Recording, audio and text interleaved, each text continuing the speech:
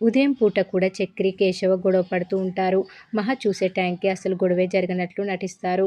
మీరసలు మారరా? ఎన్నిసార్లు చెప్పాలి మీకు? మీకు నచ్చినట్టు చేసుకోండి. నేను ఇంట్లో నుంచి వెళ్ళిపోతాను అని మహా బెదిరిస్తుంది. ఇంకోసారి ఇలా జరగకుండా చూసుకుంటాను అని మాధవ అంటాడు. అసలు వీళ్ళు ఇలా తయారైందే మీ వల్ల. మీ గారాబం వల్లే ఇలా తయారయ్యారు. మొదటిసారి గొడవ పడినప్పుడు 2 మొట్టికాయలు వేసి ఉంటే దెబ్బకి సెట్ అయ్యేవాళ్ళు. అలా చేయలేదు కాబట్టే ఈరోజు ఇలా గొడవ పడుతున్నారు. ఇంకోసారి మీరు గొడవ పడడం చూస్తే నేను ఒక్క క్షణం కూడా ఇంట్లో ఉండను అని మహా గట్టిగా వార్నింగ్ ఇస్తుంది.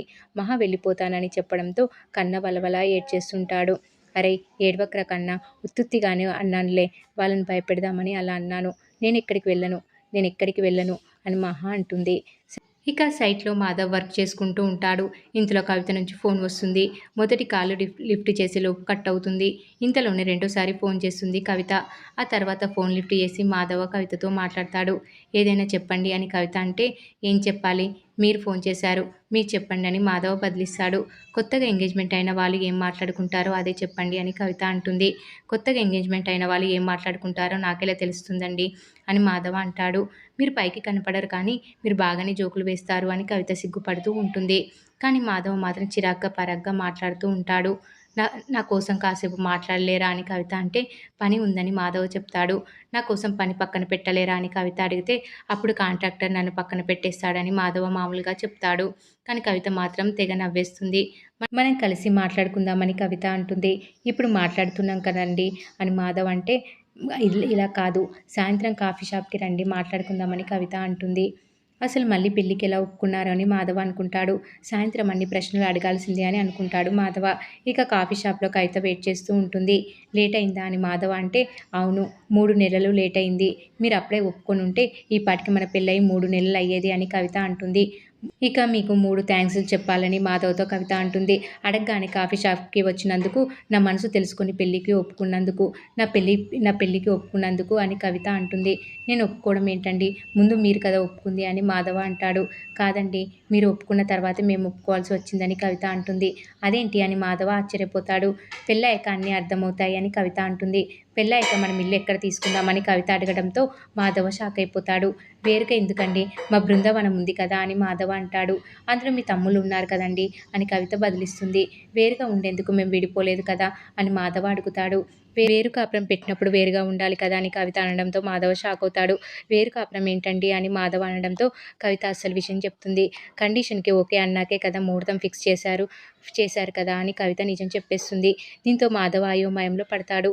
ఇక కాఫీ తాగకుండా బయటకు వెళ్ళిపోతాడు మాధవ. ఇంట్లో ఎవరితో మాట్లాడకుండా లోపలికి వెళ్ళిపోతాడు.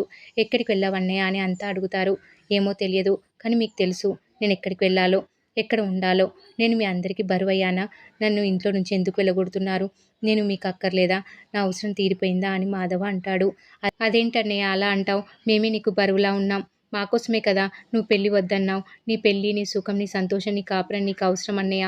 మా కోసం ఇంకా త్యాగాలు చేయడం వద్దన్నయ్య అని చక్రి అంటాడు. ఇప్పుడు మీరు మీ కాళ్ళ మీద నిలబడ్డారు కాబట్టి ఇలా మాట్లాడుతున్నారా అని మాధవ అంటే, అవును అని చక్రి అంటాడు. నిన్ను కొడతాన్రా అని మాధవ అంటాడు. మేం కూడా అదే మాట మీదున్నాం. మమ్మల్ని కూడా కొట్టు అని కేశవ కన్నా మహా అంటుంది. అందరూ ఒకటే నన్ను వేరు చేస్తున్నారా అని మాధవ అంటాడు. నీ సుఖం, నీ పెళ్లి కోసం మేమంతా ఒకటయ్యామని మహా అంటుంది. వంటే కదా మేము వంట మనిషిని పెట్టుకుంటాం అని చక్రి, తల ఒక పని చేసుకుంటామని కేశవ అంటాడు. అంటే నేను వంటకి, పనులకి తప్ప ఇంకా వేటికి పనికి రాననా? ఇప్పుడు ఈ వెర్రి బాగులోడికి అర్థమైందిరా అని మాధవ బాధపడుతూ ఉంటాడు. అందరూ పెద్దవాళ్ళైపోయారు. పిడుగులు, ఉరుములు పడితే పట్టుకొని పడుకున్నది మర్చిపోయారు. పుస్తకాల కట్టలు, పెన్సిళ్ళు చెక్కిపెట్టి బట్టలు ఉతికినవి అన్నీ మర్చిపోయారు. పెళ్లి చేసుకొని వెళ్ళిపోమని చక్కగా చెప్తున్నారు. మీ బతుకులు మీరు బతకగలరు అన్న ధైర్యం, ధీమాతో నన్ను పెళ్లి చేసుకోమని వెళ్ళిపోమంటున్నారు. అంతే కదా? నేను లేకపోతే మీరు ఉండగలరా అని మాధవ అడుగుతాడు. ఉంటామని ముగ్గురు తలల్ని కిందకి వేసి చెప్తూ ఉంటారు. ఇంకేం అడగకు పెద్ది, వీళ్ళకు నటించడం రావడం లేదు. బాధను దిగమింగలేక, కన్నీళ్లను బయటకు వదలలేక కష్టపడుతున్నారని మహా అంటుంది. దీంతో ఒక్కసారిగా మాధవ్‌ని పట్టుకొని ఏడ్చేస్తారంతా. నువ్వు లేకపోతే నేను ఉండలేను అన్నయ్య అని చక్రి అంటాడు. నువ్వు లేకపోతే అసలు నేను బతకలేను అని కన్నా అంటాడు. నిన్ను ఒక్కరోజు కూడా చూడకపోయినా నాకు రోజు గడవదన్నయ్య అని కేశవ అంటాడు. ఇంతవరకు మాకెంతో చేశావు. ఇలాగైనా నీ రుణం తీర్చుకోవాలని అనుకున్నాం. నీకంటూ జీవితం ఏర్పడాలి. మేమేమైపోయినా పర్లేదు అని కేశవ అంటాడు. అన్నయ్య లేకపోతే నేను ఉన్నాను కదరా అని చక్రి అంటాడు. ఇకపై మేము గొడవలు పడం అని కేశవ అంటాడు. ఎప్పుడు మేమేనా నీకంటూ జీవితం వద్దా, నువ్వు వెళ్ళి పెళ్లి చేసుకో అని కేశవ అంటాడు. ఇంతలో కవిత ఫోన్ చేస్తుంది. ఇందాక కాఫీ షాప్లో అలా వెళ్ళిపోవడం తప్పే, కానీ వెళ్ళాల్సి వచ్చింది. నాకు తెలియకుండా మా తమ్ముళ్ళు మీకు మాటిచ్చారు. ఇప్పుడు కాదు, ఎప్పటికీ నేను వాళ్ళని విడిచిపెట్టలేను, విడిచి ఉండలేను. నా సుఖం కోసం వాళ్ళు అలా అబద్ధం చెప్పారు. నన్ను క్షమించండి. ఈ పెళ్లి నాకొద్దు అని చెప్పేసి ఫోన్ పెట్టేస్తాడు మాధవ. ఇంకోసారి నాకు తెలియకుండా నా పెళ్లి గురించి ఎవరు నిర్ణయం తీసుకోకండి. నేను లేకుండా ఒక్కరోజైనా నిద్రపోయావా? నిన్ను వీపుపై కట్టుకొని ఇటుకలు మోశాను. అప్పుడే నిన్ను బరువు అనుకోలేదురా అని కన్నతో మాధవ అంటాడు. దీంతో అందరూ ఒక్కసారిగా మాధవ్ని పట్టుకొని ఏడ్చేస్తారు. నిన్ను బయటకి పంపించడంలో నా పాత్ర కూడా ఉంది అని పెద్దితో మహా అంటుంది. నువ్వే నాయకురాలివని కూడా నాకు తెలుసు అని మాధవ అంటాడు. మరి నన్నెందుకు తిట్టలేదు అని మహా అంటే, మీ పని వెనుక ఉన్న పరమార్థం నాకు తెలుసు కదా అని అంటాడు. మీకు గుడి కట్టేస్తానేమో అని పెద్ది అని మహా అంటుంది. మనిషి ఎలా ఉండాలో మీరే ఉదాహరణ అని మహా అంటే, టైంలో చక్రి వస్తాడు. ఎలా ఉండకూడదో ఇతనే ఉదాహరణ అని చక్రి మీద మహా కౌంటర్లు వేస్తుంది. ఇక మహాని యూనివర్సిటీకి పట్టుకెళ్తాడు చక్రి. యూనివర్సిటీకి సర్టిఫికేట్ల కోసం వచ్చామా అని మహా అంటుంది. అవును, నాకు తెలిసిన మేడం ఇక్కడ ఉంది, నీ గురించి చెప్పాను అని చక్రి చెప్తాడు. కాలేజీలో చక్రిని అమ్మాయిలంతా చూస్తూ బాగున్నాడు కదే అని అనుకుంటూ ఉంటారు. ఆ అమ్మాయిలేంటి అలా చూస్తూ వెళ్తున్నారని మహా అడుగుతుంది.